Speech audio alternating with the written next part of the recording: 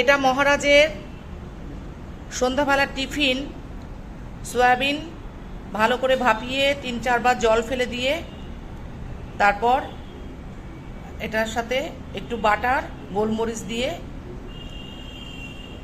এই সয়াবিনটা জাস্ট একটু সতে করা। এই হেলদি ডায়েটটা ওকে দিতেই হবে, কারণ প্রচণ্ড রোগা হয়ে যাচ্ছে। আর যে দেখছে সবাই বলছে খুব রোগা হয়ে যাচ্ছে, ওর একটা হেলদি ডায়েট চার্ট বানিয়ে দিয়েছে ও দাদাভাই, মানে সন্দীপ, আমাদের জামাই, শুভর হাজব্যান্ড। সেইভাবেই, সেই অনুসারেই ওকে আমরা এই ডায়েটটা দিচ্ছি। আর সকালবেলা কি খায় সেটাও আমি একদিন আপনাদের সঙ্গে শেয়ার করব।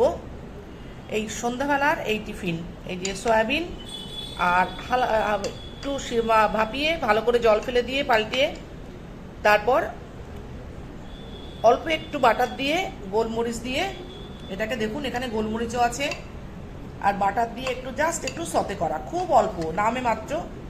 এটাই ওকে এখন সন্ধ্যাবেলা 6:30 বাজে, এখন ওকে এটাই দেবো।